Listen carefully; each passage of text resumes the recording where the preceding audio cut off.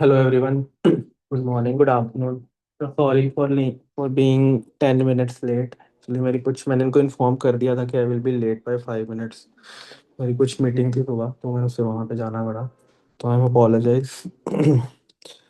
तो हाय अंजलि, दिशा, Harmanjot, Karan, Lavanya, Nishtha, Prince, Radhika, Sameen, Sargunmeet, Shreya, Swati and Tanish Tanish. Hello everyone. I am CA Manas Arora. और सबसे पहले तो आप लोगों में से बहुत सारों ने फाउंडेशन क्लियर किया होगा। अभी मोस्ट ऑफ देम आप डायरेक्ट एंट्री से भी होगे। तो सबसे पहले तो फाउंडेशन क्लियर करने का आपको बहुत बहुत कॉन्ग्रेचुलेशन। सबसे पहले तो आपने फाउंडेशन जो पहले बहुत इजी माना जाता था वो आपने क्लियर किया है। आई थिंक 14% रिजल्ट था आपका, है ना? जब मैंने फाउंडेशन क्लियर किया था तो तब 32% रिजल्ट आता था फाउंडेशन का।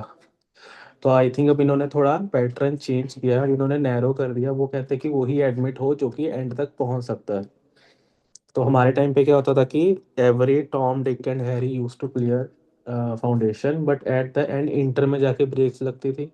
इंटर क्लियर हो जाता था तो फिर फाइनल में ब्रेक्स लग जाती थी। बट अभी उन्होंने सिर्फ उसको रिवर्स कर दिया। अब उन्होंने कहा है कि आप फाउंडेशन क्लियर करो, एक फिल्टर लगेगा, एंड इंटर के बाद तो और फिल्टर लग जाएगा, एंड देन फाइनल में वही पहुंचेगा जो 80% क्लियर कर सकता है। अगर आप लोग इंटर, फाउंडेशन और इन फाइनल का रिजल्ट कंपेयर करोगे तो आपको खुद ही पता लगेगा कि अगर 14 यहाँ पे आ रहा है, आई थिंक 10% उसमें आया है, इंटर में आया है, और बट फाइनल में 25% एक ग्रुप का रिजल्ट आया है। तो अभी तो बिल्कुल ही उल्टा कर दिया इन्होंने।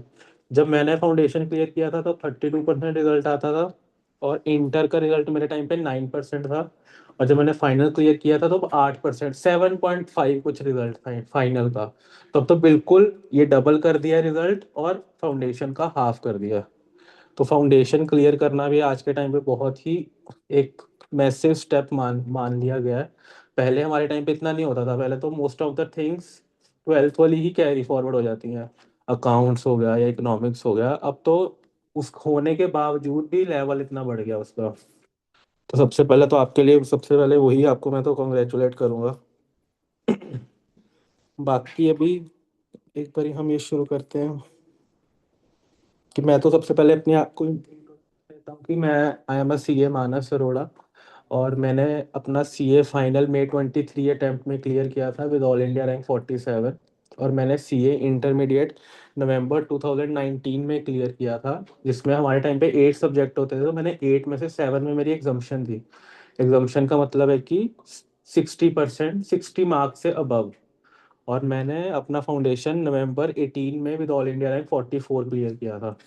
तो इंटर में मेरा रैंक जो रहा था वो सिर्फ 10 नंबर से रहा था।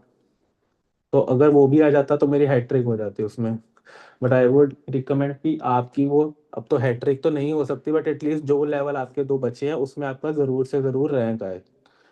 एंड अभी रिसेंटली मैं 30 सितंबर 2025 तक मैं H S B C Mumbai में जॉब कर रहा था। उससे पहले 2 साल मैंने मुंबई में जॉब करी। उससे पहले 1 साल मैंने आदित्य बिरला में जॉब करी हुई है as a industrial training. Industrial training आपको पता है क्या होता है? कोई आर्टिकलशिप पता है क्या होता है? आर्टिकलशिप अब आपकी 2 साल की है ना, तो वो क्या कहते हैं कि आप 2 साल एक सीए फर्म के पास लगाओ, या एक काम करो 1 साल आप सीए फर्म के पास लगाओ और 1 साल आप किसी कॉर्पोरेट में लगाओ। जैसे आदित्य बिरला हो गया। आदित्य बिरला का नाम सुना होगा आपने? हिंडाल्को इंडस्ट्रीज। जो आप लोग वो एल्यूमिनियम फॉयल किसने यूज किया है, फ्रेश रैप का, वो हिंडाल्को का आता है। जो भी मोस्ट ऑफ द विंडोज आजकल लग रही है एल्यूमिनियम की, वो हिंडाल्को की होती हैं। सिर्फ हिंडाल्को ही नहीं, बहुत सारी कंपनीज करवाती है। आप कोई भी एक अच्छी कंपनी का नाम बताओ जो आपने सुना हो कि यार वाह क्या ही कंपनी है ये। चॉकलेट तो सब खाते हो, कौन सी खाते हो? कैडबरीज। कैडबरीज का असली नाम है, कैडबरी का, नेस्ले की खाते होगे, किट कैट एंड ऑल। तो अगर जो कैडबरी है उसका नाम मॉन्डलीज है, तो मॉन्डलीज में भी इंडस्ट्रियल ट्रेनिंग होती है। और जिस कंपनी में आप नाम लोगे उस कंपनी में मेरे सारे रिलेशन हैं, क्योंकि 3 साल मैंने मुंबई में ही रहा हूँ, तो वहाँ पे तो Mumbai is hub of CS. तो वो सारे के सारे सीएस मुंबई में ही वर्क करते हैं मोस्ट ऑफ देम, क्योंकि इट्स अ फाइनेंशियल कैपिटल। तो ये हम आगे आगे ड्यूरिंग द योर इंटर हम इस चीज़ को डिस्कस करेंगे। जब मैं इंटर में था तो मेरे को पता ही नहीं था आर्टिकलशिप भी क्या होती है। मेरे को, जब मैंने सीए शुरू करी थी, सिर्फ मेरे को इतना ही पता था कि सीए का मतलब होता है जिसको साइन करने के पैसे मिलते हैं। बट रियल लाइफ में ऐसा कुछ नहीं है। बट हाँ, पर मेरे को सिर्फ इतना ही पता था, क्योंकि मेरा तो बहुत सिंपल सा आइडिया था। देखो साइंस मेरे को आती नहीं, तो नॉन मेडिकल और मेडिकल तो वैसे ही इलिमिनेट हो जाता है। हालांकि साइंस में मेरे 90 नंबर आते थे, बट स्टिल मैंने कहा यार साइंस हो नहीं पाएगी मेरे से। बहुत सिंपल सी बात है भाई, मैं टिश्यूज सेल्स ये नहीं मैं पढ़ सकता। मैं ये नहीं बता सकता कि अगर एक गाड़ी यहाँ से 15 किलोमीटर पे जा रही है, वहां से 20 में आ रही है, तो किस पॉइंट पे मिलेंगे। मेरे लिए बहुत इलॉजिकल है वो सोचना कि भाई ये क्या हो सकता है। तो साइंस तो वैसे ही, फिजिक्स केमिस्ट्री मेरी हो गई, तो नॉन मेडिकल मेडिकल तो मेरी वैसे ही चली गई। बची कॉमर्स और आर्ट्स। तो आर्ट्स में अगर मैं चला जाता तो, अब मेरी सिस्टर ने नॉन मेडिकल करी है and she was topper of non medical अपने टाइम पे। और वो अच्छी कॉर्पोरेट जॉब वॉब उसको सब मिला हुआ था। तो अगर बड़ी बहन ने नॉन मेडिकल करी है तो भाई आर्ट्स तो नहीं करेगा। तो एक सोशल प्रेशर में मैंने कॉमर्स ले लिया। तो ठीक है, कॉमर्स में थोड़ा इंटरेस्ट बना, तो फिर +2 में सोचा क्या करेंगे, तो कहते जी सीए करके देख लो। मैं कहा ठीक है, करके देख लेते हैं, क्या ही दिक्कत है। तो वो चलो हो गई, चलते फिरते। ठीक है बट अब नहीं तो ठीक है चलो। बट हाँ, मतलब मेरा तो, लोगों का एक ड्रीम होता है ना कि ये करना है। अब जैसे जिसके फादर सीए हैं तो 90% बच्चा सीए ही करता है। आप में से किसी के फादर सीए हैं? हाँ, तो मोस्ट ऑफ देम सीए ही होता है। बाकी ऑनलाइन वालों में अंजलि, दीक्षा, करण, लावण्या, निष्ठा, प्रिंस, राधिका, समीन, सरगुनमीत, श्रेया, स्वाति एंड तानिश। आप में से कोई फैमिली में सीए है आपके, या आप फर्स्ट हो? क्योंकि मैं अपनी फैमिली में फर्स्ट हूँ सीए, मतलब दोनों तरफ से, मॉम डैड की दोनों की तरफ से I am first chartered accountant. आप में से कोई है ऐसा जिसके घर में कोई है, या फिर आप फर्स्ट टाइम आप ही हो अपनी फैमिली में जो सीए? आप में से किसी के घर में कोई सीए है तो आप फर्स्ट ही बनोगे इसका मतलब, दोनों तरफ। अंजलि के नहीं है और बाकियों के किसी के है तो अच्छी बात है, नहीं है तो भी अच्छी बात है। तो आप बन के दिखाना ना, तो फिर वो होता है कि भाई कोई नहीं है, अब तो हम बन के दिखाएंगे। अगर नहीं है तो आपके लिए फिर ये बहुत ही बड़ी मोटिवेशन की बात होती है कि भाई आप फर्स्ट सीए बनोगे अपनी फैमिली के, फ्रॉम बोथ साइड्स। समीन के हैं, दैट्स गुड। तो इनके लिए तो, और जिनके होते हैं तो उनके लिए मोटिवेशन का वे अलग हो जाता है, वो उनको देख के आगे बढ़ते हैं। अब जैसे कोई नहीं था, तो मेरे को कोई गाइड करने वाला नहीं था कि कैसे करते हैं, कहाँ से आर्टिकलशिप करते हैं, क्या करते हैं आर्टिकलशिप में, कैसे पढ़ाई करते हैं। तो मेरे लिए एक वो थोड़ा लैकिंग फैक्टर था। बट जिनके होते हैं वो तो उनको देख के कि उन्होंने कैसे किया, how the real life works, तो उनके लिए वो एक बेनिफिट हो जाता है। जिनके नहीं होते उनके लिए मोटिवेशन एक बेनिफिट हो जाता है कि भाई हमको करके दिखाना है वो। तो अभी सबसे पहले मैंने अपने आप को इंट्रोडक्शन दी। आप में से कितने डायरेक्ट एंट्री में से हैं? एक, दो, तीन। और ऑनलाइन वालों में से कितने डायरेक्ट एंट्री में से हैं?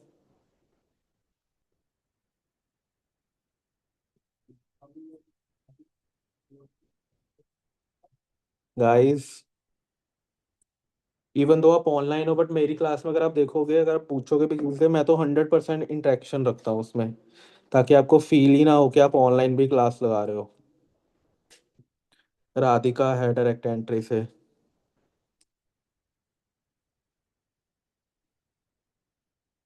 चलो, तो इवन दो चाहे आप डायरेक्ट एंट्री से हो या फाउंडेशन रूट से हो, जो भी हमें इंटर में सब्जेक्ट, आपका जो एडवांस अकाउंट, जो मैं आपको पढ़ाऊंगा वो मैं आपको पढ़ाऊंगा advance accounts and financial management. Financial management आपके सेकंड ग्रुप का पार्ट है, और एडवांस अकाउंट्स आपके फर्स्ट ग्रुप का फर्स्ट एग्जाम है। तो आप जो एग्जाम अब लिखने जाओगे, अब जो भी आप फर्स्ट एग्जाम दोगे इंटर का, वो आप एडवांस अकाउंट्स ही दोगे। ठीक है जी।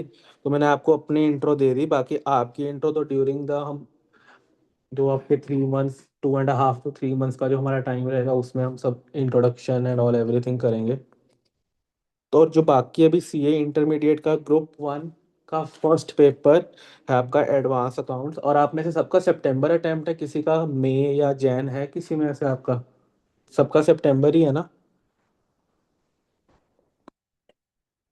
तो सबसे पहले तो अभी बात ये करते हैं कि जब से हमने +1 करी, +1 +2 और फाउंडेशन, या जो डायरेक्ट एंट्री से हैं वो बीकॉम में उन्होंने पहले 2 सेमेस्टर लगा लिए होंगे आई थिंक।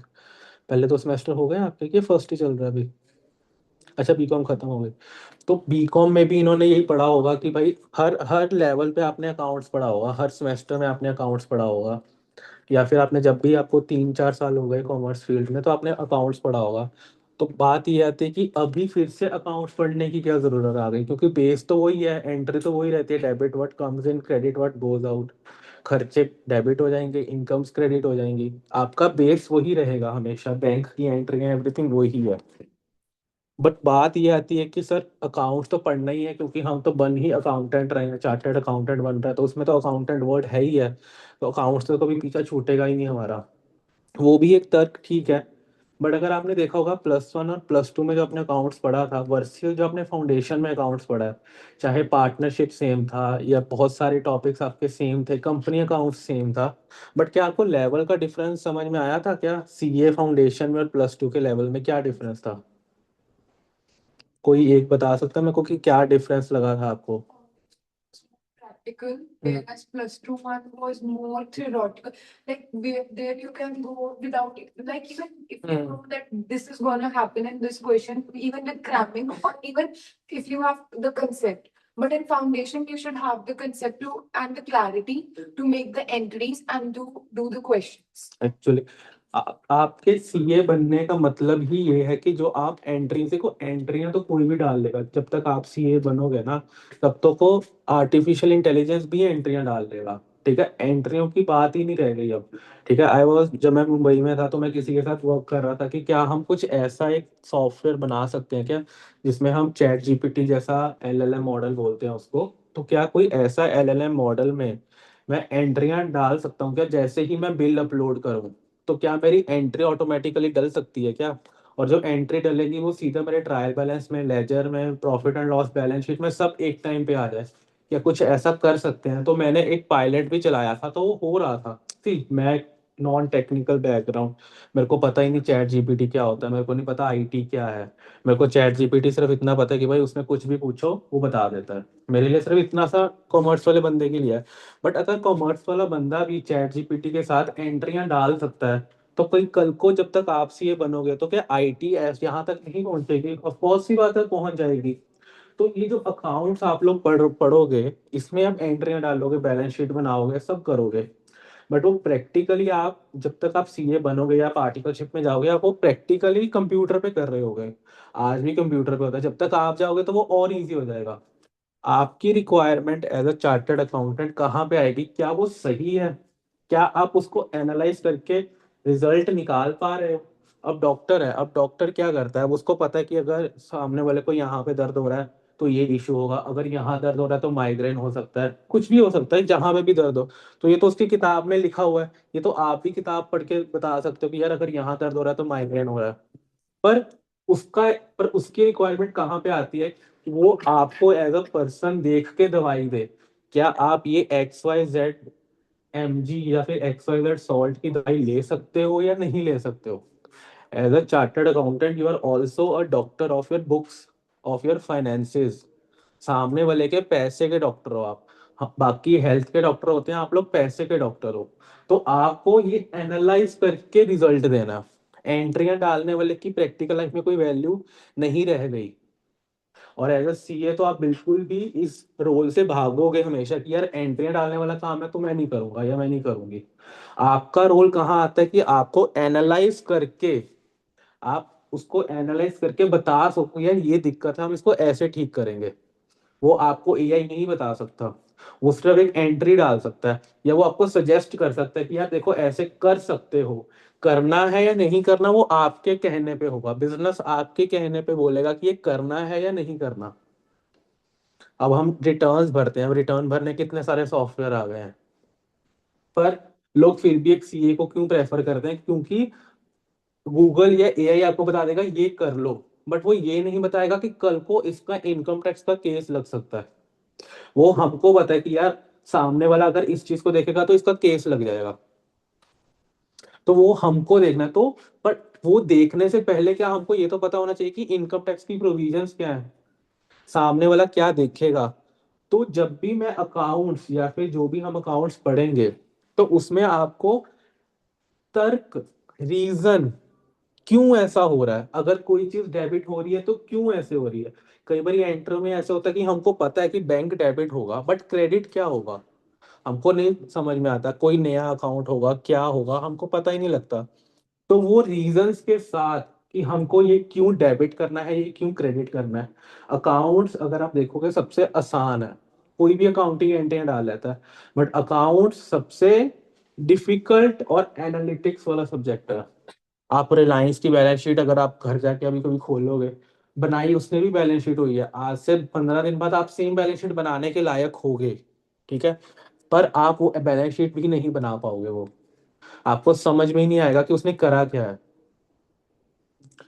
एक तो स्केल की बात है, अभी हम यहाँ पे बैलेंस शीट लाखों करोड़ों में बनाते हैं, लाखों या करोड़ में बनाते हैं, वो लाखों करोड़ों में बनाते हैं बैलेंस शीट्स। एक तो वो रीजन है, एक होता है कि आप कितने कम्प्लेक्स ट्रांजेक्शन्स को देख सकते हो। जितनी कम्प्लेक्सिटी बढ़ती जाएगी, अभी हमने देखा कि फाउंडेशन और +1 में टॉपिक सेम है, बट तरीका डिफरेंट है उसको करने का, क्वेश्चन पूछने का लेवल डिफरेंट है। और जब हम एडवांस अकाउंट्स की जो इंटर में है, जब इसका नाम ही एडवांस अकाउंट्स पड़ गया, तो it will be definitely a different more complex. जब आपने फाउंडेशन में पढ़ा होगा तो आपके सब्जेक्ट का नाम होगा अकाउंटिंग, यही नाम था आपके सब्जेक्ट का। अब आपके सब्जेक्ट का नाम है एडवांस अकाउंट्स। प्लस अपने 10+2 या फाउंडेशन में क्या पढ़ा था, बेसिक सी एंट्रियां पढ़ी थी आपने, कैश बुक बना ली, बैंक बुक बना ली, बैंक रिकंसिलिएशन स्टेटमेंट कर लिया आपने, या फिर कुछ भी बना लिया, पार्टनरशिप बना लिया, डेप्रिसिएशन की एंट्रियां डाल ली। जो डेप्रिसिएशन और एक्यूमुलेटेड डेप्रिसिएशन का क्वेश्चन होता था उसको करने में हमारे 30 मिनट चले जाते थे, इतना लंबा क्वेश्चन होता था, वो आप 20-25 मिनट से पहले सॉल्व ही नहीं करवाते थे। इसमें भी है वो एडवांस अकाउंट, बट इसमें क्या है कि एक पॉइंट है, एक एडजस्टमेंट आ जाती है, जिसमें आपको ऊपर वाली चीज की नॉलेज की रिक्वायरमेंट चाहिए।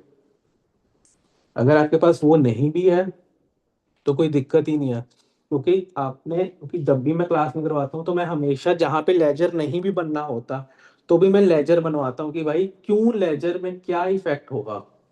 एंट्री डाल दिया आपने bank to depreciation to accumulated depreciation, but उसका क्या इफेक्ट लेजर में आएगा, जो इफेक्ट वाली बात है वो आपको बतानी है। डेप्रिसिएशन टू एक्यूमुलेटेड डेप्रिसिएशन तो आपके नीचे भी लोग डाल देंगे, बट उसका क्या इफेक्ट आएगा वो आपको बताना है। जो जब भी आपने किसी प्रैक्टिसिंग सीए को या किसी सीए को देखा होगा, जब भी वो पेपर और स्टडी लेके बैठता है अपनी, जब भी अपनी चेयर पे बैठता है, तो वो बिल्कुल फोकस्डली हमेशा उस चीज को देखता है, क्योंकि एंट्रियां डल के आती हैं, तो वो उसको एनालिटिकली देखता है कि भाई इसमें क्या गलत हो सकता है, क्या गलत है, जो कि एक नेकेड आई से नहीं पता चलता। वो एक्सपर्टीज आपको ये अकाउंट्स बेस बनाता है उसका। आपको इनकम टैक्स करना है, आपको जीएसटी करना है, आप कभी भी बड़े हो जाओगे, आपको हमेशा अकाउंट्स और एफएम ऐसे सब्जेक्ट्स हैं जो आपको सीए बनने के बाद काम आएंगे। मैं इसलिए नहीं कह रहा क्योंकि मेरा सब्जेक्ट है, आप चूज कर सकते हो कि भाई मेरे को इनकम टैक्स पसंद नहीं है तो मेरे को इनकम टैक्स नहीं करना, मेरे को जीएसटी पसंद नहीं है तो मेरे को जीएसटी नहीं करना, बट आप अकाउंट्स और एफएम से कभी पीछा नहीं छुड़ा सकते। क्या जब आप लोग लाखों करोड़ों कमाओगे क्या आपको अपनी बुक्स नहीं बनानी पड़ेंगी? आपको बुक्स बनानी पड़ेंगी। क्या आप जब इतने पैसे कमाओगे क्या आप उस पर इन्वेस्ट नहीं करोगे? उस इन्वेस्टिंग के लिए आपको फाइनेंशियल मैनेजमेंट चाहिए। आजकल तो वैसे ही फाइनेंशियल मैनेजमेंट का इतना स्कोप हो गया, कोविड के बाद हर कोई बंदा स्टॉक मार्केट में पैसे लगा रहा है, ऑप्शन में पैसे लगा रहा है, तो पर्सनल फाइनेंस में इतना स्कोप हो गया, तो वो ये दो तरह के सब्जेक्ट तो आप कभी छोड़ ही नहीं सकते। बाकी सब्जेक्ट यू कैन चूज कि यार लाइफ में मेरे को इनकम टैक्स पसंद नहीं है तो मैं इनकम टैक्स के लिए एक बंदा रख लेता हूँ, ऐसे तो आप हर चीज के लिए बंदा रख सकते हो, बट कुछ चीजें ऐसे होती है ना कि आप डेलीगेट कर सकते हो। अब क्या आप अपने अकाउंट को डेलीगेट कर सकते हो, जो आपकी बैकबोन है? बॉडी में कोई पार्ट अगर इश्यू हो जाए, हाथ में या पैर में, तो डॉक्टर क्या करते हैं कि या तो बहुत इश्यू हो जाए तो यहाँ से थोड़ा सा काट देते हैं कि ये इन्फेक्शन आगे ना जाए। आपने देखा होगा किसी ना किसी को कुछ एक्सीडेंट की वजह से कट, ये हाथ या पैर गया होता है, बट ही और शी वाज लिविंग हिज और हर नॉर्मल लाइफ। बट अगर स्पाइन में इश्यू आ जाता है ना, तो बंदा खड़ा नहीं हो सकता। अगर उसकी बैक में, उसके डिस्क में इश्यू आ जाता है तो वो खड़ा नहीं हो सकता। जो आपका फाइनेंस है वो आपका स्पाइनल कॉर्ड है, और हर बिजनेस का स्पाइन है। जो दिखता नहीं है, कि आपको स्पाइनल कॉर्ड कहीं दिखता है? किसी की बॉडी में दिखता है स्पाइनल कॉर्ड? स्पाइनल कॉर्ड इधर होता है। बट अगर यहाँ पे इश्यू आ जाए तो बंदा खड़ा नहीं हो सकता, वो उसको डॉक्टर कहता है बेड रेस्ट करो। हाथ पैर दिखते हैं, चले जाएंगे, कोई इश्यू नहीं है। बट जब अगर स्पाइन हिल गई, अगर आपका फाइनेंस हिल गया, तो बिजनेस इज डाउन।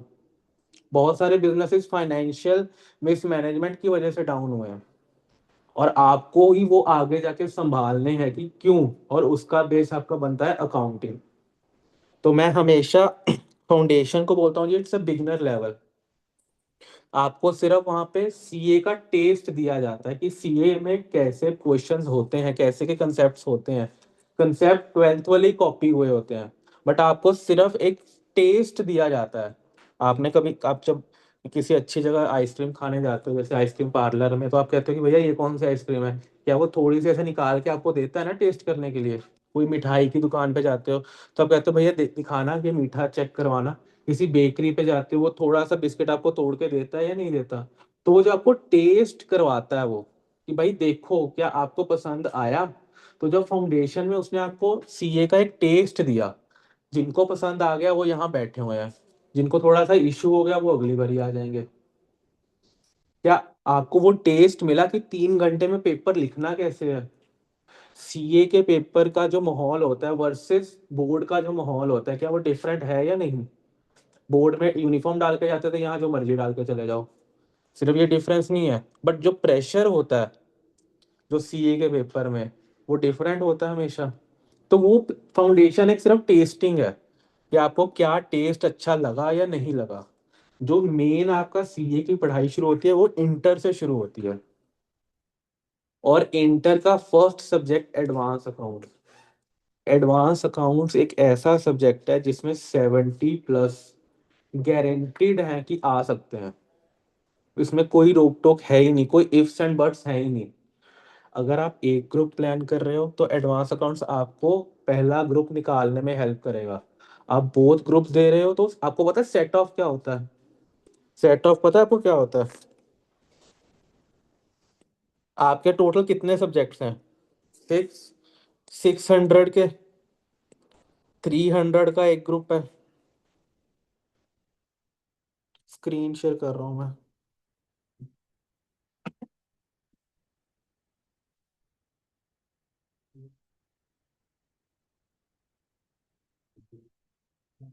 आपका टोटल 600 मार्क्स का है।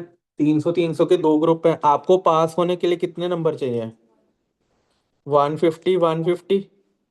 टोटल आपको 300 चाहिए अगर आप बोथ ग्रुप दे रहे हो सकता है कि आपके इस पेपर में 140 मार्क्स आए, इस ग्रुप में 140 नंबर आए, और अगर आपके वहाँ 160 आ गए तो भी 300 बन जाएगा, प्रोवाइडेड दैट आपके हर सब्जेक्ट में 40 नंबर आ रहे हैं, 40 से कम पे नहीं होगा। तो भी आपका 300 में आप लोग पास हो जाओगे, you will be A CA finalist. तो ये जो बेनिफिट आपको मिलता है ये आपको बोथ ग्रुप्स में मिलता है। और जो एडवांस अकाउंट्स है, अगर आप देखो कि अगर आपको एक में ही 140 चाहिए और 70 नंबर आपके एक ही में आ रहे हैं, तो आपको सिर्फ 40 40 ही लाने हैं बाकी दो में।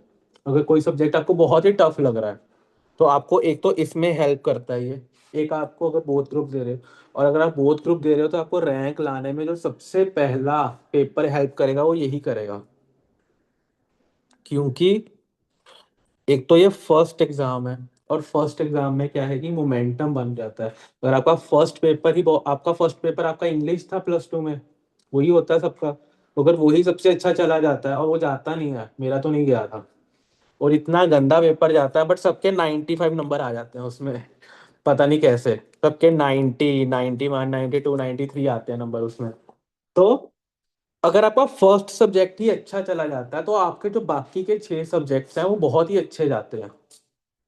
अगर मैं आपको अपनी अपनी इंटर की मार्कशीट दिखाऊं, लेट्स सी, पता नहीं कहाँ पे होगी वो, लेट्स सी कुछ मिलती है, जब मैंने आदित्य बिरला में भेजी थी एक बारी।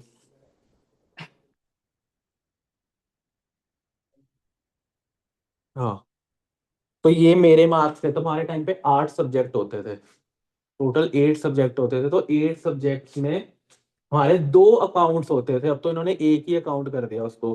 तो मेरे एक अकाउंट में 82 थे और दूसरे में 79 थे, सिर्फ एक सब्जेक्ट की वजह से मेरे नंबर कट गए। और ये, और अगर आप देखोगे अगर 7 सब्जेक्ट्स में बंदे के 60+ आ रहे हैं, तो क्या एक सब्जेक्ट में 48, बहुत ही रेयर चांस है कि बंदे ने ये पढ़ा ही ना हो। और सबसे ज्यादा मैंने पढ़ा ही ये सब्जेक्ट था, क्योंकि ये सबसे ज्यादा मुश्किल सब्जेक्ट था। तो मेरे को ये टिप्स पे था, I was expecting at least 70 marks in this subject. But ठीक है, नहीं आए। घर वालों ने भी कहा छोड़ो कि क्या ही करना है, आप लेके तुम फाइनल पास हो गया। तो मैं आपको ये कह रहा हूँ कि ये इजी है, हो सकता है ये। अगर if I can get 82 and 79, और मैं तो क्लास में बिल्कुल सिंसियर भी नहीं था, हम तो बंक मार के पिक्चरें देखने चले जाते थे इंटर की। आपने बदला मूवी देखी है अमिताभ बच्चन की? देखिए, जिसने नहीं देखी तो एक बारी देख के आओ भाई वो मूवी, और अकेले बैठ के देखना। और ऐसे देखना कि you have 2.5 hour straight to watch that movie. तोड़ तोड़ के देखोगे मजा नहीं आएगा। तो आज सैटरडे या सैटरडे नाइट को बदला मूवी देखना, अमिताभ बच्चन की, I think Netflix and all पे होगी, तो वो जरूर देखें। तो हम लोग ये देखने जाते थे, एक लुक्का छुपी देखने गए थे हम। लुक्का छुपी देखी है आपने मूवी, कार्तिक आर्यन की? तो वो भी मैं इंटर के बंक मार के जाता था ड्यूरिंग द डे, क्योंकि अगर शाम को जाता तो घर वाले कहते अभी पढ़ ले, तो मैं during the class he bunk मार के जाता था। और यहाँ पे लोग तो ज्यादा सिंसियर हैं, यहाँ के बच्चे तो। 2 टेस्ट लिए मैंने अभी तक, दोनों टेस्ट सभी ने दिए हैं। ना तो मैंने कभी टेस्ट दिए, और बंक मारना तो अलग बात है। बट हाँ, जब फिर मैं पढ़ने बैठा तो फिर दुनिया क्या है वो मेरे को आइडिया नहीं है। Either you are that side और दैट साइड। तो if I can with such attitude can get this marks, तो आप तो फिर वे मोर स्मार्टर हो और वे मोर सिंसियर हो, तो आप तो इसको भी पार करोगे। That I can see in may 26 attempt के बच्चों को। तो आई एम टारगेटिंग इनमें से एटलीस्ट 3 लोगों के रैंक आने चाहिए एटलीस्ट। ज्यादा मैं वर्किंग ऑन एवरीवन। जो जो एक ग्रुप दे रहा है आई एम पुशिंग कि आप 2 ग्रुप दो। जो 2 ग्रुप दे रहा है मैं इसको पुश कर रहा हूँ रैंक के लिए। आप उनसे जाए पूछ के देख लो। I have got them the slips, मैंने उन सबसे स्लिप्स ली हैं कि give me a reason why can't you get that. अगर आप एक ग्रुप दे रहे हो तो आप 2 क्यों नहीं दे सकते? हाँ, हो सकता है कि किसी के फिजिकल रीजंस हो, इमोशनल रीजंस हो, मेंटल रीजंस हो, फाइनेंशियल रीजंस हो। कोई कहता है यार मेरे से इतना टाइम नहीं बैठा जाता, तो मैं 2 ग्रुप नहीं दे सकता। हो सकता है किसी के फाइनेंशियल रीजंस हो, उसको थोड़ा कुछ टाइम चाहिए है पढ़ने के लिए एंड ऑल एवरीथिंग, वो ठीक है। इमोशनल मेंटल रीजंस हो सकते हैं, आप लोगों का ब्रेकअप हुआ है या कुछ भी हुआ है, ठीक है, किसी के साथ बातचीत चल रही है, मेरे को वहां पे थोड़ा टाइम देना है। तो वो आपकी डिस्क्रिशन पे है कि आप उसको एक अपना रोड ब्लॉकर मानते हो या नहीं मानते हो। ठीक है, हाँ थोड़ा टाइम 1-2 महीना ठीक है लो, बट हाँ उसके बाद तो वापिस आ जाओ पढ़ने के लिए। वो मूवी देखिए ना आपने, मेरा इंतकाम देखेगी या देखेगा, तो उस मोड में आ जाओ आप 1-2 महीने के बाद। कहाँ पे वो क्लर्क था, कहाँ वो आईएएस बन गया। ठीक है, 2-3 महीने लो, मैं मना नहीं करता, ह्यूमन इमोशंस है। ठीक है, बट हाँ उसके बाद यू शुड ओवरकम। और आप उसको साथ में मत लेके चलो ना। अगर आप किसी भारी चीज को साथ में लेके चलोगे तो आप ही का हाथ दर्द होगा। तो आप उसको पकड़ो, ठीक है, it is a thing, but उसको टाइम बाद छोड़ दो। ठीक है जी। तो अभी हम बात कर रहे थे एडवांस अकाउंट्स की और इंटर की। फर्स्ट में बोलता हूँ जी, बिगनर लेवल है ये आपका अकाउंटिंग का, जहाँ पे अकाउंटिंग का टेस्ट मिलता है। फिर ये आपका एक मिडिल लेवल आ जाता है इंटरमीडिएट को, जहाँ पे हम बोलते हैं कि आपको थोड़ी सी कम्प्लेक्स चीजें मिलती हैं कि अच्छा एक्चुअल में कैसे होता है। क्योंकि इसके बाद आप लोग प्रैक्टिकल लाइफ में जाओगे, आर्टिकलशिप में आप लोग बैलेंस शीट्स बनाओगे कि हाउ, सॉरी, कि how actually things are done, how actually the balance sheets are signed. हम लोगों ने सुना था कि सीए को साइन करने के पैसे मिलते हैं, तो कौन से साइन करने के पैसे मिलते हैं? उस लाइन में एक वो लाइन इनकम्प्लीट है, सीए को साइन करने के पैसे मिलते हैं बट काम आर्टिकल करके देता है सारा। आपको तो वो 2-3 हजार रुपया पकड़ा देगा और उसी चीज के वो 2-3 लाख लेगा क्लाइंट से। तो सीए सिर्फ साइन करता है उस पे, पर काम आप लोग करोगे, और अगर आपने वो काम गलत किया तो वो उठा के फाइन मार देता है सीए, कि तुमको पता नहीं है कि तुमको क्या करना है। तो इसके बाद आप लोग प्रैक्टिकल लाइफ में जाओगे, तो इसमें आपको थोड़ा सा प्रैक्टिकल का एक्सपीरियंस, प्रैक्टिकल चीजें कैसे होती हैं, और थोड़ा सा आपको कॉम्प्लेक्स चीजों का वो बताता है कि एक्चुअल में कैसे होता है। और इंटर आज के टाइम पे एक दलदल बन गया है। आपको समझ में दलदल का समझते हो मतलब क्या होता है दलदल? जिसमें अगर आप एक बार फंस जाते हो और आप लोग बहुत ही मतलब जोर लगा के उसमें से निकलना चाहते हो ना, तो वो और आप फंस जाते हो उसमें। आपने कभी गिल्ली मिट्टी देखी है? गीली मिट्टी जब आप उसमें धंस जाते हो, आपका पैर धंस जाता है, तो आपको उसको धीरे धीरे धीरे धीरे करके उसमें से पैर निकालना पड़ता है। अगर आप जोर लगाओगे ना तो आप और उसमें चले जाओगे। तो इन तो कुछ स्टूडेंट्स हैं बेटे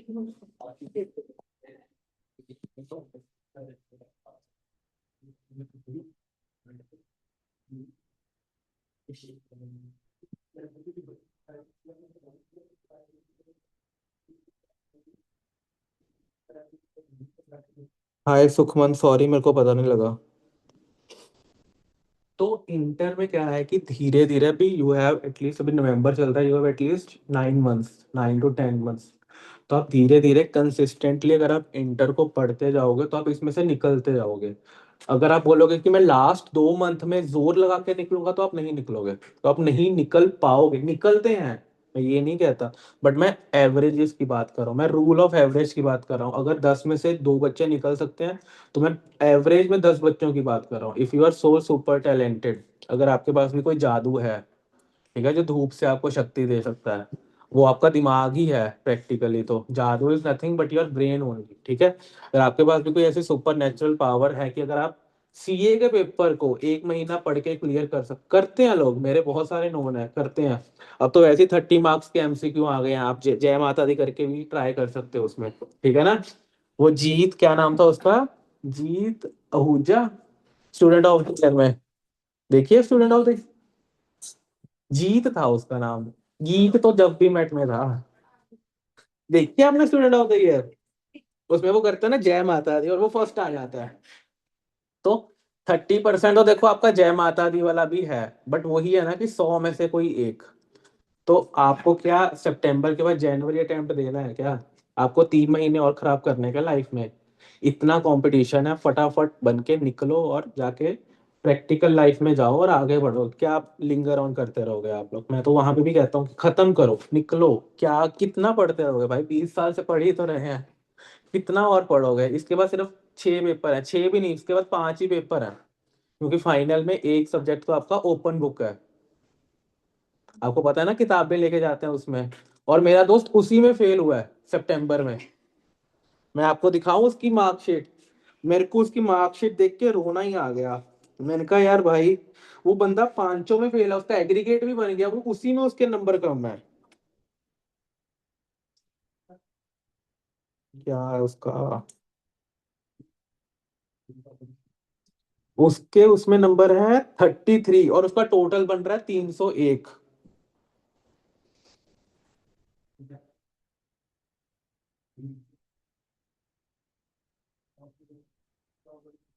हम्म, फिर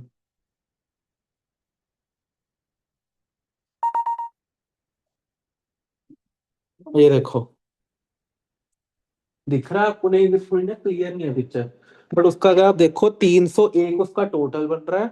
और ये जो ओपन बुक है, ये वाला जो पेपर है, इंटीग्रेटेड बिजनेस स्टडीज, ये वाला, दिस वन, इसमें देखो इसके 33 मार्क्स हैं, और बाकियों में 51, 66, 44। टोटल ग्रुप वन का बन रहा है 161, 150 चाहिए अपने को।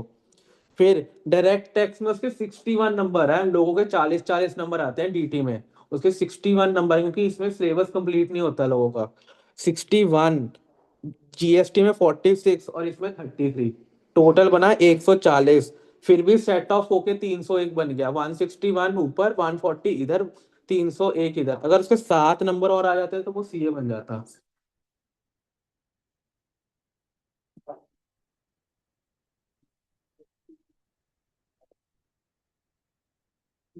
तो आपके सिर्फ 5 ही पेपर हैं कायदे से। बट ठीक है, अब उसमें उसका हो गया, one of the rare case मैंने ये देखा कि भाई उसका बुक ले जाके भी वो फेल हो गया। मतलब जिसमें बुक नहीं थी उसमें इतने 60 नंबर आ रहे हैं, उसके बाद बुक ले जाके उसके 33 नंबर आ रहे हैं। बट ठीक है, वो that is one of the things. But हाँ, इसके बाद आपके सिर्फ 5 ही पेपर है। तो आपकी और सीए में सिर्फ 5 ही पेपर का रह जाएगा पेपर। जब मेरा लास्ट पेपर था ना फाइनल का, और मैं सेकंड लास्ट पेपर देके आया, जैसे ही मैंने अपना बाइक लगाया अपने बरांडे में, तो मॉम डैड आएगी, हाउस जो पेपर कैसा हुआ। तो मैंने उनको सिर्फ एक ही चीज कही कि सिर्फ 48 घंटे रह गए हैं। द जर्नी ऑफ 5.5 years सिर्फ 48 घंटों में रह गई है। कि जब मैंने सीए शुरू करी थी, जब तक सीए चली, हर रोज एक ही रहता था, या तो पढ़ना है या क्लास लगानी है या फिर कभी ऑफिस की टेंशन, कभी कुछ, मतलब कोई भी एक ऐसा दिन नहीं होता था कि my mind was free. The day I entered foundation and the day my last day of my CA final का एग्जाम, हर रोज कुछ रहता था। हाँ, मस्ती बहुत करी है मैंने, मुंबई में 1 साल रहा हूँ मैं इंडस्ट्रियल करने, अपनी आर्टिकलशिप करने के लिए। पूरी मस्ती करी है, शाम को क्रिकेट विकेट, मरीन ड्राइव सब जो तुम बॉम्बे का सुनते हो वो सब करा है। बस फूका और पिया नहीं है, बाकी सब करा है हमने। तो किया सब है, बट एक स्टिल एक बैक ऑफ द माइंड हमेशा एक टेंशन रहती है ना कि इफ सीए क्लियर नहीं हुई तो क्या इन सब चीजों का कोई मतलब रह जाएगा। तो वो मैंने उनको कहा कि सिर्फ 48 घंटे रह गए हैं, इसके बाद मैं कोई भी सीए का पेपर नहीं दूंगा। एटलीस्ट इतना कॉन्फिडेंस मेरे को डीटी के पेपर के बाद में था, क्योंकि डीटी सबसे मुश्किल पेपर है फाइनल का। उसके बाद इतना कॉन्फिडेंस था कि भाई अब पेपर नहीं देने। तो मैंने उनको बोला कि it's only a game of 48 hours. तो इतनी मेहनत करो कि आपको लास्ट डे पे रिग्रेट ना हो कि यार शेट मेहनत कर लेते, थोड़ी सी और कर लेते। मेहनत करके नहीं हुआ, that's a different thing. Failure is more greater than a feeling of regret. You can fail, that's okay. But जो रिग्रेट होता है ना कि यार शेट थोड़ा सी मेहनत और कर लेते, वो बड़ी दिक्कत, वो फीलिंग को आप कभी ओवरकम नहीं कर पाओगे लाइफ में। तो इफ यू आर प्लानिंग भाई मेरे को फर्स्ट में ही निकालना है, ऑफ कोर्स अगर आप लोग बैठे हो तो फर्स्ट में ही निकालना है, तो I am always with you कि भाई आपको निकालना ही है। बिकॉज यू शुड, लिंगर में हो जाओगे तो दलदल में फंस जाओगे इंटर के। और मैंने जिस दिन इंटर का रिजल्ट आया ना, उसके मैंने न्यू सिलेबस का एक एनालिसिस भी किया था, जो मैंने ग्रुप में शेयर किया था हमारे।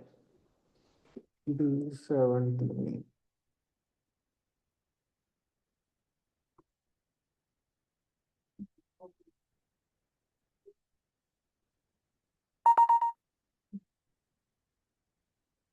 ये देखो, ये एक मैंने एनालिसिस किया था जब मैंने इंटर का रिजल्ट आया था, ये वाला May 24 में फर्स्ट आपका रिजल्ट था, फर्स्ट एग्जाम था न्यू सिलेबस का। तो उसमें AIR 1 के कितने नंबर आए थे? 538 आउट ऑफ 600। तो और अगर आपको ए आई आर लाना है तो आपको एटलीस्ट 470 नंबर चाहिए थे उसमें। आगे बढ़ते जाओ, आप September 24 छोड़ दो, बाकियों में एवरेज क्या आ रहा है? 450। अगर आपको if you are planning for AIR, आप 10 दिन क्लास लगाओगे, आपको लगेगा कि हाँ we can get that AIR। अगर आपको AIR लाना है तो एटलीस्ट आपको 451 मार्क्स लेके आने हैं। 450 पे भी चांस कम होता है, आपको 460-65 ही टारगेट करने हैं, सो दैट आपको कंफर्टेबल हो। जब मैंने अपना फाइनल का रिजल्ट देखा था, मेरे मार्क्स थे 488 आउट ऑफ 800। मतलब सिर्फ 88 मार्क्स ही ज्यादा थे। अगर 88 मार्क्स कम होते तो मैं फेल हो जाता। तो ऐसे पॉइंट पे कभी भी AIR नहीं आया था पिछले 5 साल। जैसे मैंने अभी आपका बनाया ना, मैंने अपने लिए खुद में लास्ट 5 साल का बनाया था, जब से मैंने सीए शुरू करी थी। तो लास्ट जो फाइनल का बनता था वो बनता था 501 502 पे, इससे नीचे कभी रैंक नहीं आया। तो जब मैंने अपने नंबर देखे, मैंने तो सबसे पहले सोचा कि इतने कम नंबर आए कैसे, हाउ इट इज पॉसिबल कि मेरे इतने कम नंबर आए। तो मेरा तो शैटरड ही, मैंने कहा यार शेट, मैं I was aiming for it. तो मैंने कहा यार, फिर मैंने ना एक फ्रेंड की देखी, तो शी गॉट 520 मार्क्स, और उसका 530 मार्क्स, तो उसका AIR 19 था। तो मैंने कहा कि अगर मैं उससे बैक कैलकुलेशन करूं तो 490 पे बनना चाहिए 50th रैंक। जैसे मैंने यहाँ कैलकुलेशन करी है ना, अगर एक एक नंबर पे भी पीछे जाऊं तो 490 पे। मैंने कहा अगर रैंक रहा तो 2 नंबर से रह जाएगा मेरा सिर्फ रैंक, और मैंने कहा फाइनल में भी 10 नंबर से रह गया। तो मैंने फिर भी एक मेरिट वाली लिस्ट खोली तो उधर 47 था। तो एटलीस्ट आई वॉज कि यार थैंक गॉड कि आ गया, नहीं तो फाइनल तो क्लियर हो ही गया था मेरा। I was a CA, but still if you are aiming for something और मुझे नहीं आती तो थोड़ा सा इश्यू हो जाता है। तो अभी यहाँ पे अब ये तो हो गया कि रैंक वाला, आपको 465 तक नंबर लेके ये हो गया कि पासिंग परसेंटेज। अगर आप पासिंग परसेंटेज देखोगे तो 18% से शुरू हुआ था ग्रुप जब ये न्यू सिलेबस आया। अब डिप सिर्फ सितंबर में आया 6.5% में। उसके बाद से देख लो इंटर का 10% पे नंबर रुक गया। मतलब इंटर में 10% रिजल्ट आ रहा है, पहले फाइनल में 9-10 आता था, अब इंटर पे 9-10 आ रहा है। और फाइनल पे 14%, 22-25% रिजल्ट आ रहा है। फाइनल की परसेंटेज देखी है आपने?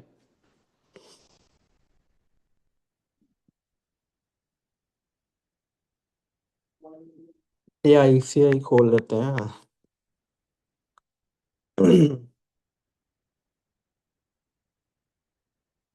फाइनल की परसेंटेज देखो क्या आ रही है। 24%, 25%, 16%। और तुम्हारी परसेंटेज क्या है? 9% पहले ग्रुप की, जिसमें एडवांस अकाउंट्स है। और जिसमें और सेकंड में 27% और ओवरऑल 10%। इसका मतलब है कि जो इंटर क्लियर कर गया, आप में से चार में से एक बच्चा पहले अटेम्प्ट में सीए बन जाएगा, और बाकी के जो तीन बचेंगे वो अगले दो अटेम्प्ट में सीए बन जाएंगे। इसका मतलब है कि इंटर इज न्यू फाइनल। आप जो सिंसेरिटी फाइनल के बच्चों में देखते हो, अब आपको वो सिंसेरिटी खुद में भी लानी पड़ेगी।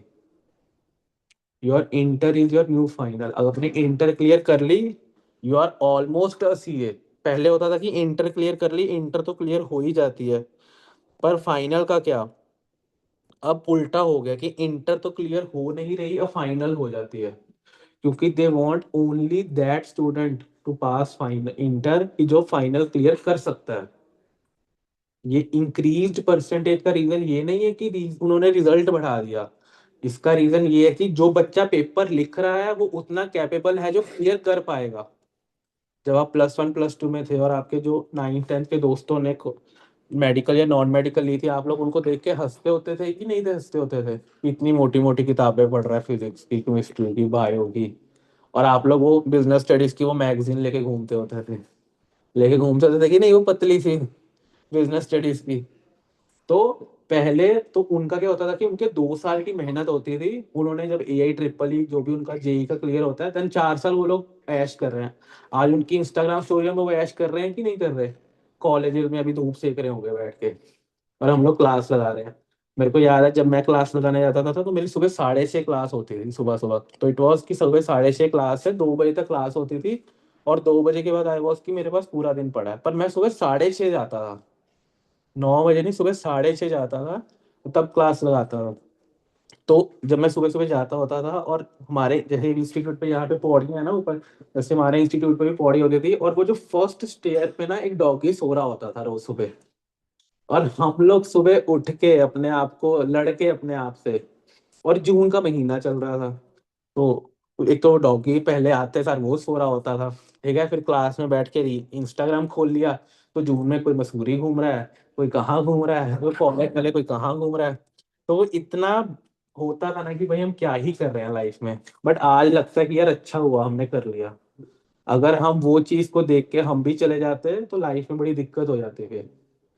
तो हर पैच होता है, तो पहले पैच होता था ये फाइनल का, कि फाइनल में लग जाती थी। अब क्या है, इंटर में थोड़ा आपको गियर अप रहना पड़ेगा कि यार हाँ, ये मुझे इंटर क्लियर करनी है जैसे फाइनल क्लियर होती थी।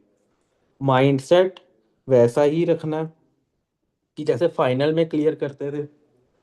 और बाकी थोड़ा टटके इसको क्लियर करना है। बाकी ये जो मैंने दिखाया आपको, अकाउंटिंग है जी आपका इंटर, बिगनर लेवल का, इंटर है जी आपका मिडिल लेवल का, और फाइनल में आपका आता है जी एक्सपर्ट लेवल। फाइनल में हम लोग क्या पढ़ते हैं कि जैसे अगर कोई इंडिया की बैलेंस शीट यूएसए का बंदा देखना चाहता है, तो हम इंडिया की बैलेंस शीट ही ऐसे बनाएंगे जो पूरे ग्लोबली जिस तरह से बैलेंस शीट बनती है। अभी तो हम सिर्फ वैसी बैलेंस शीट बनाएंगे जो इंडिया में होती है। और फाइनल में हम वैसे बैलेंस शीट बनाएंगे कि जो बैलेंस शीट पूरे वर्ल्ड में कोई भी स्टडी कर सकता है। अब हमारे रूल्स एंड लॉ यूएसए वाले को तो नहीं पता।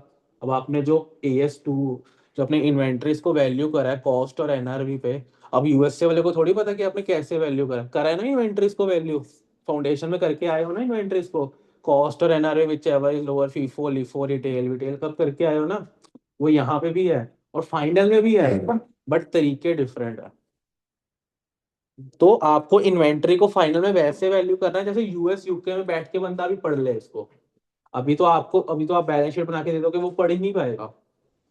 तो यहाँ पे आपने देखो ग्लोबल स्टैंडर्ड्स के अकॉर्डिंग आप पढ़ोगे, क्या होंगे वो फाइनल में पढ़ेंगे, बट अभी इंटर लेवल पे आपको थोड़ा, इसलिए मैंने कहा मिडिल लेवल है।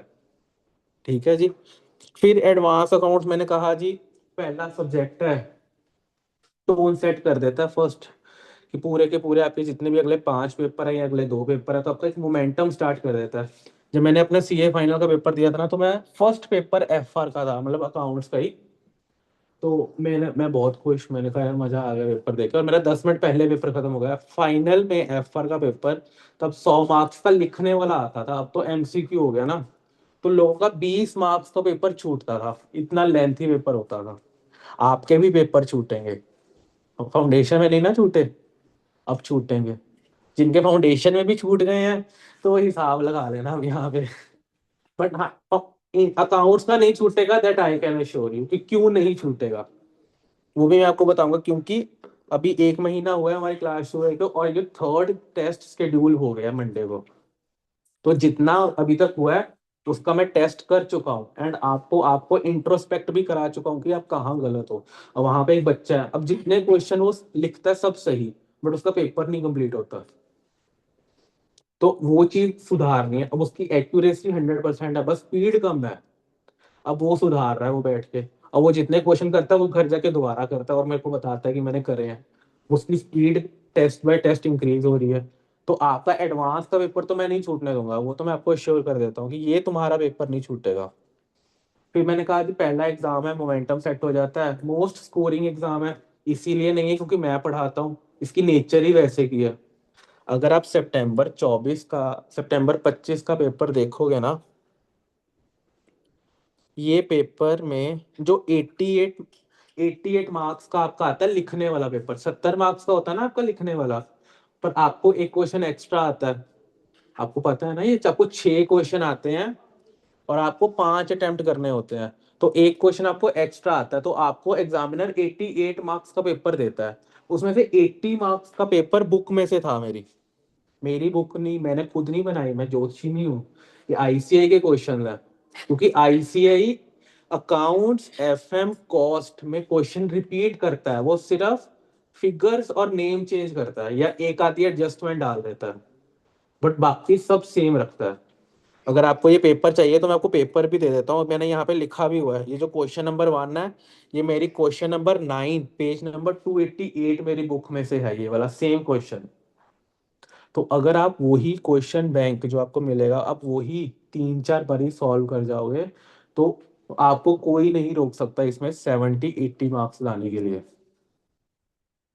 मैं आपको सिर्फ ये दे सकता हूँ। और मैंने रिवीजन वीडियोस भी रिकॉर्ड हो गई है, एक आज अपलोड होगी, एक मंडे को अपलोड होगी वीडियोस।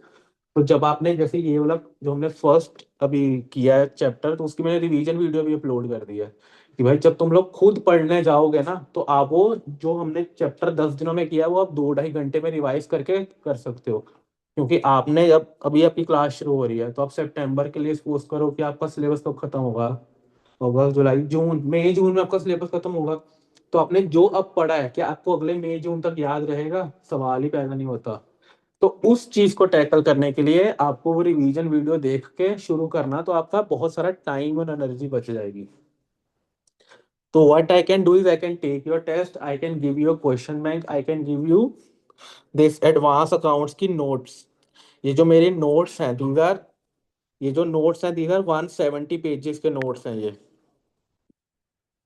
165 पेजेस के ये नोट्स हैं।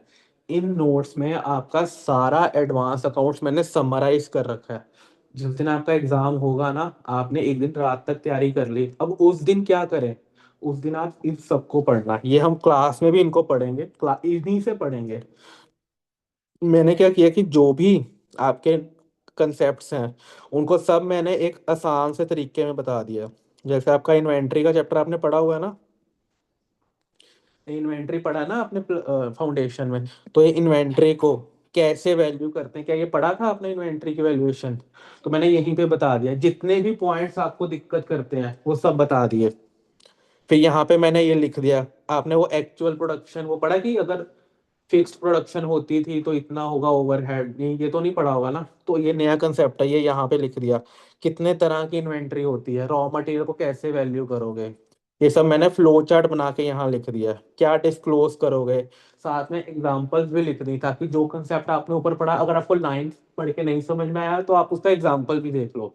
और it is all done in 165 170 pages. Cash flow पढ़ा था आपने प्लस 2 में, फाउंडेशन में भी पढ़ा था। तो कैसे बनाते हैं कैश फ्लो, कैश फ्लो के इक्विवेलेंट्स में क्या क्या आता है, कैश एंड कैश इक्विवेलेंट्स में, और आपका फॉर्मेट क्या रहता है, और ये सारी चीजें कि ये इन्वेस्ट, और आपके पेपर में ये एग्जांपल जो मैंने दिया ना, इसके अलावा कुछ भी नहीं आएगा। और मैंने यहाँ पे दे दिया कौन सी एक्टिविटी कहाँ पे आएगी, ताकि सिर्फ ये पढ़ के भी आप, क्योंकि आपको लास्ट डे पढ़नी है ये, तो आप उसको फटाफट पढ़, आप लास्ट डे तो सारे क्वेश्चन नहीं कर सकते ना, अगर सुबह 2 बजे पेपर है और सुबह 7 बजे आपको सारे क्वेश्चन नहीं कर सकते, तो ये 175 पेजेस आपके लिए वो चीज हेल्प करेंगे। और आपको फॉर्मेट भी दे दिया डायरेक्ट मेथड से और इनडायरेक्ट मेथड से, कौन सी चीजें आएंगी, आपको कॉपी खोलने की भी जरूरत नहीं है। Direct method is always preferred. Don't show transaction in net basis, जो लोग आप गलतियां करते हो ना पेपर में, वो गलतियां मैंने यहाँ लिखी हुई हैं कि आप लोग क्या गलतियां करोगे। ऐसे ही बाकी आके आके यहाँ पे जैसे मैंने फ्लो चार्ट्स बना दिए, ताकि आपको इजी रहे प्रेजेंटेशंस कैसे करनी है। तो it's all done in 170 pages. ठीक है, this I can do it, कि मैं आपको 170 पेजेस में कंसाइज दे सकता हूँ, मैं आपको क्वेश्चन बैंक दे सकता हूँ जिसमें से आपका 80 नंबर का पेपर आएगा, मैं आपके टेस्ट ले सकता हूँ, मैं आपको गाइड कर सकता हूँ। आपने क्या करना है, सिर्फ जो बोला जाए उतना ही करना है। अगर हम क्लास में 4 क्वेश्चन सॉल्व कर रहे हैं और एक आपको होमवर्क मिल रहा है, तो बस वो एक होमवर्क करके आ जाना, और कल को डाउट पूछ लेना, बस। कंसिस्टेंट रहना है। मन नहीं करेगा क्लास आने का, सुबह 8:30 बजे ठंड होने वाली है, बट आपको आना है। अगर आपने ये ठंड इसमें अपने आप को ओवरकम कर लिया, तो लाइफ में कोई भी ठंड आपको तंग नहीं करेगी। अब चाहे नीचे पौड़ियों पे 10 कुत्ते सुबह सोए हों, मेरे को कोई फर्क नहीं पड़ता, बिकॉज आई नो कि अगर मैं इसको ओवरकम करके, वर्ड्स, उसको अगर मैं इसको जंप करके, तो मेरे लिए सामने क्या पड़ा है। अगर मेरे को पड़ा है कि if I can jump it and I can get a gold, तो मैं अपने हाथ में जो पत्थर है तो मैं उसको फेंकूंगा या नहीं। पंजाबी में वो कहते हैं कि अगर मेरे को सोना मिल रहा है तो मैं पौड़ियां तक ही करना है। ठीक है ना, इफ आई कैन नो कि मैं इसको जंप करके, if I can be a king, तो why can't I should jump it. और आपको जंप करने में, I am there and everyone is there, but point ये है, यू शुड क्लियर इट। अगर इंटर में फंस गए तो फिर दिक्कत हो सकती है, मैं ये नहीं कहता फिर होगा नहीं, दिक्कत हो सकती है। तो इससे अच्छा ना धीरे धीरे आगे आगे बढ़ते रहो, slow and steady wins the race. तो आराम आराम से चलते रहो और go aim for a rank, get a rank in a tri city, but stopping you from that. फिर मैं आपको पैटर्न बता देता हूँ अपने एग्जाम का क्या रहता है। इसकी वीडियो आज अपलोड हो जाएगी, मैं आपको दोबारा बता देता हूँ क्या है। देखो जी, 100 मार्क्स तो पेपर आएगा, 70 डिस्क्रिप्टिव है, 30 का आपका एमसीक्यू है, तो कोई दिक्कत नहीं है किसी को। ठीक है, फिर मैंने बताया जी क्वेश्चन नंबर 1 to 6 आएंगे, जिसमें से क्वेश्चन नंबर 1 मैंडेटरी है। अगर आपने 2 3 4 5 6 कर लिया, आपने कहा जी 5 ही क्वेश्चन करने हैं, मैं फर्स्ट नहीं करता, तो एक क्वेश्चन में जिसमें आपको सबसे ज्यादा नंबर मिले होंगे ना, वो नंबर वो क्वेश्चन वो काट देगा। मेरे दोस्त के फाइनल में 39 मार्क्स रहेगा इसी वजह से, नहीं तो हम दोनों ने साथ में क्लियर कर जाना था, उसको फिर अगले अटेम्प्ट में पूरा ग्रुप देना पड़ा, क्योंकि उसने पहला क्वेश्चन ही छोड़ दिया। और उसको जिस क्वेश्चन में 2 3 4 5 एंड 6 में जिसमें सबसे ज्यादा नंबर मिले थे, वो उसी क्वेश्चन को उन्होंने काट दिया। सिर्फ 4 क्वेश्चनों के उन्होंने नंबर दिए उसको। क्वेश्चन नंबर 1 इज मैंडेटरी, वो करना ही है।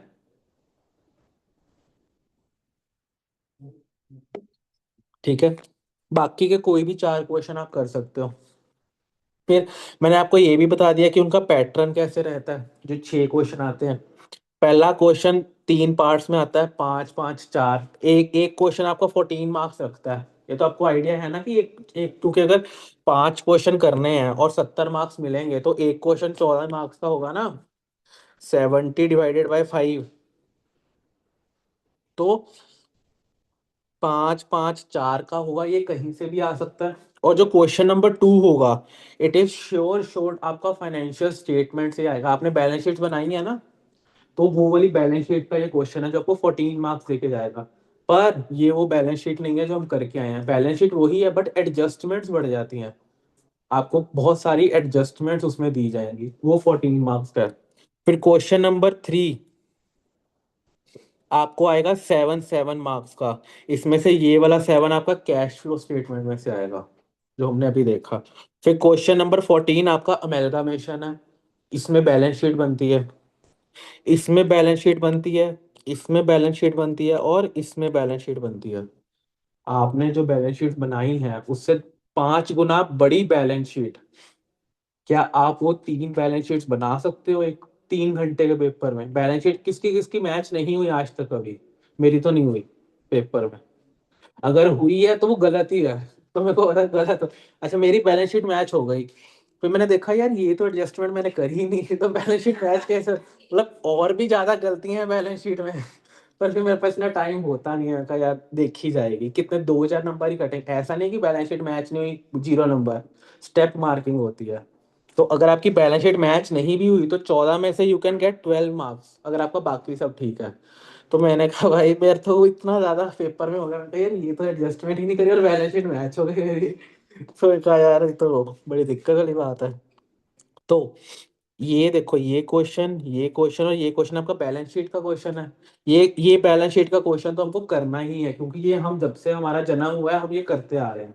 पर इन दोनों में से हम कोई एक क्वेश्चन करेंगे, क्योंकि हम 3 बैलेंस शीट्स का पंगा नहीं लेंगे अपने 3 घंटे में। इनमें से कोई एक क्वेश्चन करेंगे और क्वेश्चन नंबर 6 करेंगे, जो कि छोटे छोटे 4 4 6 में आएगा। और ये जो 6 है, ये तुम्हारा ब्रांच अकाउंटिंग में से, जिन्होंने बीकॉम करी है उन्होंने ब्रांच अकाउंटिंग पढ़ा होगा, पढ़ा है ना सर आपने ब्रांच अकाउंटिंग?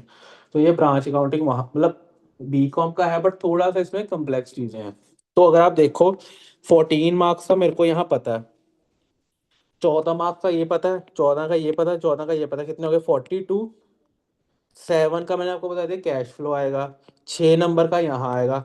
55 मार्क्स का तो मैं वो बता रहा हूँ कि इन्हीं 4 5 चैप्टर में से आएगा, और इन्हीं 4 5 चैप्टर ही आपसे सॉल्व नहीं होंगे, ये भी मैं आपको बता देता हूँ। तो इसका मतलब ये नहीं है कि ये 4 5 चैप्टर कर लिए और 5 6 चैप्टर और कर लिए, 60 80 60 70 का अटेम्प्ट कर लिया, 40 आ जाएंगे। यही नहीं आपसे सॉल्व होंगे, बैलेंस शीट मैच करके दिखा देना प्रेशर में, होगी ही नहीं। वो तभी होगी जब रेपिटेटिवली प्रैक्टिस होगी। आपको क्वेश्चन देखते पता चल जाए कि ये क्वेश्चन मेरी बुक में इस पेज पे यहाँ पे है। अगर आपका इस लेवल का हो गया ना तो समझ लो कि आप पार हो गए हो। ऐसा हुआ आपके साथ कभी कि आप पेपर लिख रहे हो और आपके दिमाग में आपके बुक की फोटो चल रही है कि अच्छा ये ऐसे, अच्छा ये साइड में मैंने ये लिखा था? क्या ऐसा होता है आपके साथ? नहीं होता तो अब हो जाएगा, क्योंकि इतनी बड़ी बुक देखोगे आप। तो अगर आप इस लेवल पे जाके आप कर रहे हो तो समझ जाओ कि आपका हो जाएगा। फिर क्वेश्चन नंबर 2 4 5 मैंने बोला बैलेंस शीट का क्वेश्चन है। फिर मैं आपको बता देता हूँ कि अपनी बुक्स के बारे में। एक तो हमने जो 170 पेजेस की बुक्स देखी वो है जी हमारे नोट्स। एक आपको मिलेंगे क्वेश्चन बैंक का पार्ट 1 और पार्ट 2, उसमें आपके सारे क्वेश्चन हैं।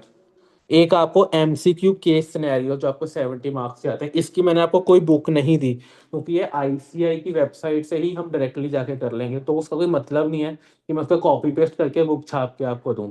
तो हम जैसे ही चैप्टर खत्म होगा वैसे ही उसके आईसीआई के क्वेश्चन जो एमसीक्यू होंगे वो सॉल्व कर लेंगे, और हमारी नोटबुक में उसको लिख लेंगे कि इसमें ये वाला पॉइंट था। ठीक है जी, तो सो दैट कि आपको भी पेपर में वो अलग से बुक रेफर ना करनी पड़े। आप यही कर लोगे वो ही बहुत है एमसीक्यू के लिए। बट एमसीक्यू भी हम सॉल्व करेंगे ताकि आपको थोड़ा पैटर्न पता लगे कि वो बोलता क्या है। तो आपको कैरी क्या क्या करना है? एक तो आपको नोट्स हमेशा कैरी करने हैं, और नोट्स के साथ एक नोट्स की कॉपी लगा लेना, थोड़ी थोड़ी, मतलब ज्यादा मोटी मत लगाना, मीडियम से लगाना, ज्यादा पतली भी मत लगा लेना वो मैगजीन सी जैसे हवा से उड़ जाए। वो भी मत लगा लेना, थोड़ी मीडियम सी लगाना, सो दैट कि अगर हम नोट्स को इलेबोरेट करके थोड़ा समझ रहे हैं एंट्रियां वेंट्रियां को, तो आप उसमें लिख सकोगे अच्छा इसकी एक्सप्लेनेशन ये है। ठीक है, एक आप क्वेश्चन बुक क्वेश्चन बैंक रखोगे और क्वेश्चन बैंक की कॉपी जिसमें सारे क्वेश्चन आप सॉल्व करोगे। ठीक है। नोट्स नोट्स की एक ये खासियत है कि जैसे आप आर्टिकलशिप के लिए जाओगे तो अगर आपने बिग फोर का नाम सुना है, केपीएमजी एंड ऑल, तो उसमें जो इंटरव्यू में क्वेश्चन पूछे जाते हैं ना, वो आपको पूछे जाते हैं अगर आप ऑडिट में जा रहे हो तो अकाउंट्स से और ऑडिट से। तो आपका जो भी अकाउंट्स के क्वेश्चंस होंगे ना, वो आपके इस नोट्स में से कवर हो जाएंगे। इसमें एक आधी लाइन मैंने एक्स्ट्रा हर जहाँ पे मेरे को लगता है कि यार ये आपको इंटरव्यू पूछ सकता है, तो मैंने वो डाल रखी है। जब मैंने सीए फाइनल क्लियर करी थी ना, तो आईटीसी की कंपनी का नाम सुना आपने? आईटीसी क्या बनाती है? गोल्ड फ्लैग ईपी भी बनाती है। ठीक है, और आशीर्वाद आटा भी बनाती है, सनफीस्ट बिस्किट भी बनाती है। ठीक है, तो उस कंपनी के इंटरव्यू में मैं जब गया तो उन्होंने मेरे को पूछा कि how will you value the inventories as per AS. मतलब उन्होंने फाउंडेशन और इंटर का क्वेश्चन पूछा, फाइनल का नहीं पूछा मेरे से। और उसके लिए वो रेलिवेंट भी नहीं था क्योंकि वो बड़ी कंपनी थी, तो वो ग्लोबल स्टैंडर्ड्स में बनाती थी अपने। बट उसने फिर भी मेरे को पूछा, तो मेरे को वहां से लगा कि यार अगर ये वाले नोट बच्चे के लिए फाइनल तक काम आ रहे हैं, तो व्हाई नॉट आर्टिकलशिप में भी कुछ ऐसा एक आधी लाइन एक्स्ट्रा डाल दी जाए, सो दैट आपको वो पता हो। 170 पेजेस में ये नहीं है कि 100 पेज आपके आर्टिकलशिप के लिए है। एक आधी line from a practical point of view कि यार ये ऐसा होता है। तो आर्टिकलशिप और एग्जाम आपका दोनों कवर्ड है। बाकी सितंबर की हमने बात कर ली। एक ये टेक्निक ना मैं यूज करता हूँ अपने नोट्स में लिखने के लिए। बस लास्ट के 5 मिनट्स हैं, हमारी 5 मिनट क्लास लेट भी शुरू हुई थी। तो मैं क्या करता हूँ कि जैसे आपका क्वेश्चन बैंक है, तो उसमें हम लोग क्या करते हैं कि क्वेश्चन के साथ में ना हम ये लिख लेते हैं। जैसे आप फर्स्ट डे आओगे, आप फर्स्ट क्वेश्चन सॉल्व करोगे, आपके पास पहली कॉपी होगी, तो जो आपकी क्वेश्चन बैंक वाली कॉपी होगी वो दो तीन यूज हो जाएंगी, डिपेंडिंग अपॉन कि आप कितनी थिकनेस की कॉपी यूज कर रहे हो। तो मैं क्या करता हूँ, मैं लिखता था कि अपने हर क्वेश्चन के साथ कि ये मैंने क्वेश्चन कहाँ सॉल्व किया हुआ है, कॉपी नंबर 1 के पेज नंबर 28 पे। सो दैट कि जब भी मैं अपने पढ़ाई करूं या एग्जाम से पहले मेरे को वो क्वेश्चन का आंसर देखना हो, तो मैं कॉपी नंबर 1 खोल लूं और उसके सीधा पेज नंबर 28 पे चला जाऊं। मेरे को ये ना देखना हो कि ये वाला चैप्टर मैंने कौन सी कॉपी में सॉल्व किया है। अगर मेरे को कॉपी मिल गई तो कौन से पेज पे सॉल्व किया है। आपको फाउंडेशन में ये दिक्कत आई होगी मोस्ट ऑफ लोगों को। तो ये मैं हमेशा हमेशा ये टेक्निक यूज करता था, इससे मेरा टाइम और एनर्जी दोनों बचते थे।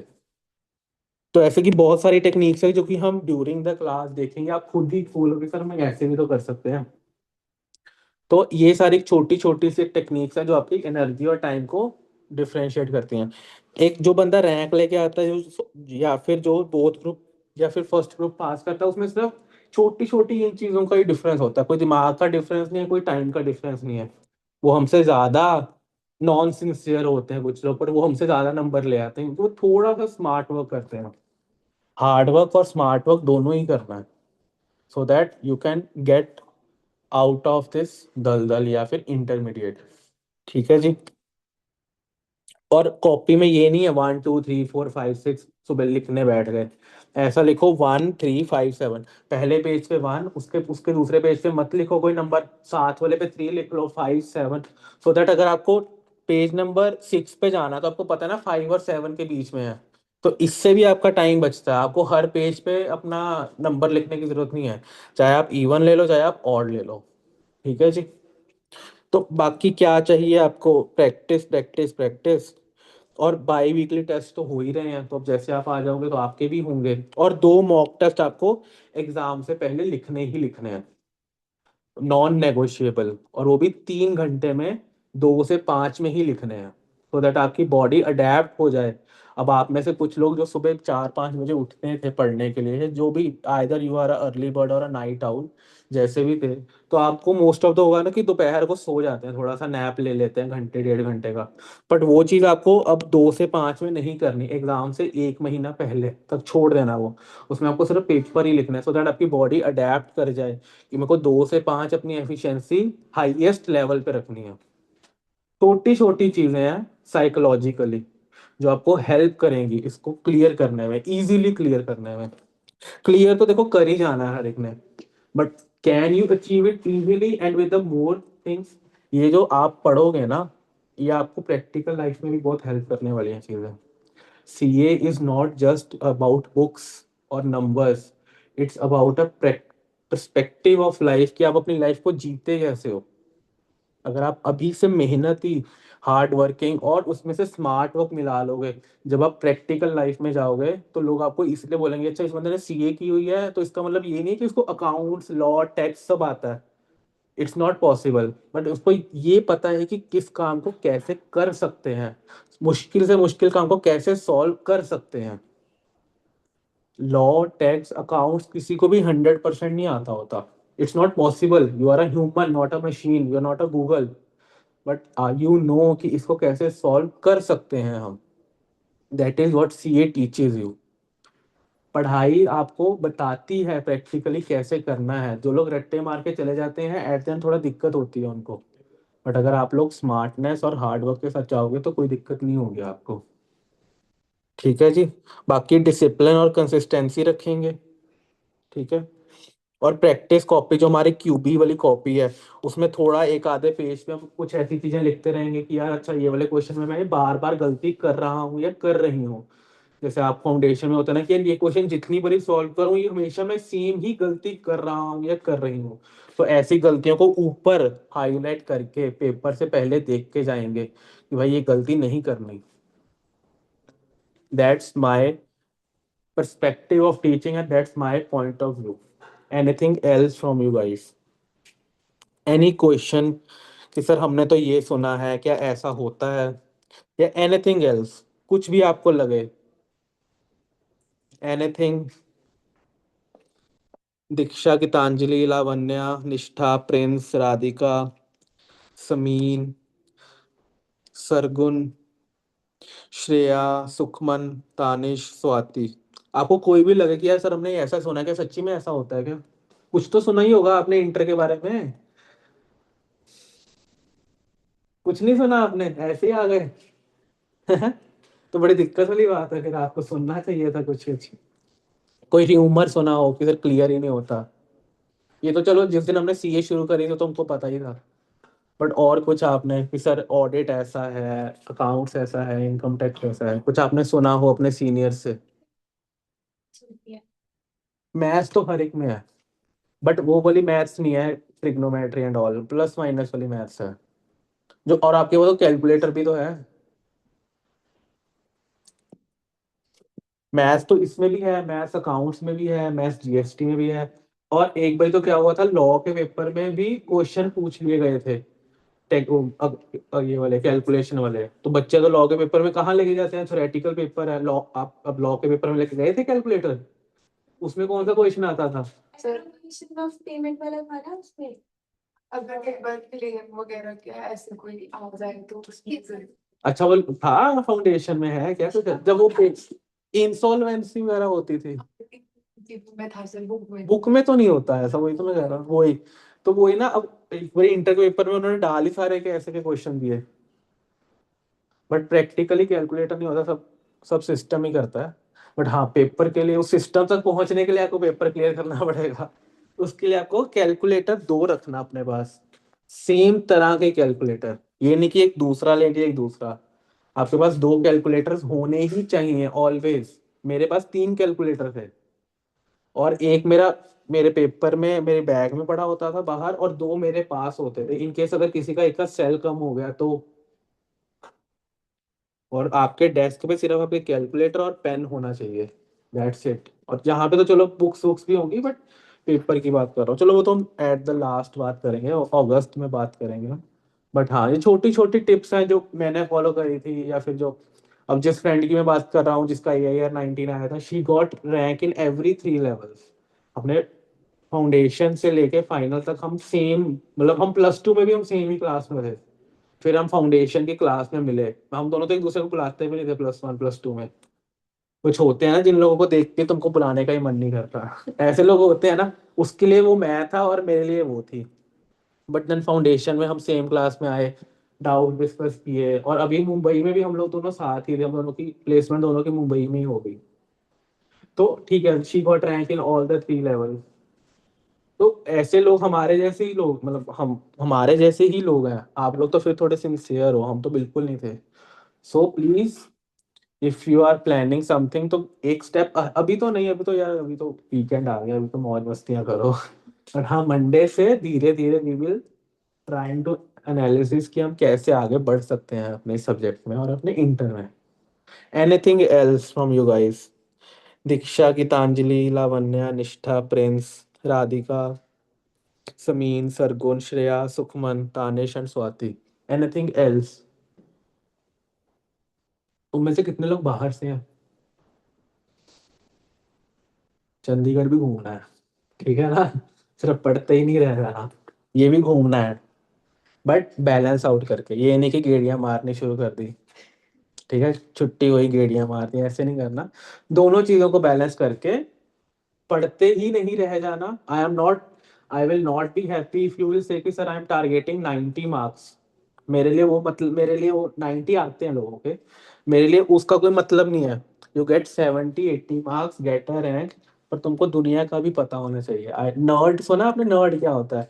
जो कि बुक्स में ही घुसा रहता है, वो नहीं बनना भाई। सीएस नर्ड्स हैं, यही दिक्कत, यही यही उनकी सबसे बड़ा डिसएडवांटेज है। See the life, meet people. Chandigarh में आए हो, थोड़ा घूमो फिरो, हवा पानी चेक करो यहाँ का। बट पढ़ना भी है, और घर वालों के उड़ाने भी नहीं है पैसे, ठीक है? तुम्हारे शेयर होल्डर्स हैं वो। शेयर होल्डर फंड्स होना है ना, क्या होता है आपने? ठीक है जी। तो मंडे मिलते हैं, तब तक बाकी टीचर्स भी आएंगे, आप उनसे मिलिए, बातें करिए। कुछ एनीथिंग फॉर मी, या कोई डाउट आपके लिए? Anything else? ठीक है जी। अब बाकी आपको कोई इश्यू हो तो आई थिंक ग्रुप बन ही गया, उसमें मेरा नंबर है, तो आप please feel free to contact me. ठीक है जी, okay, thank you very much.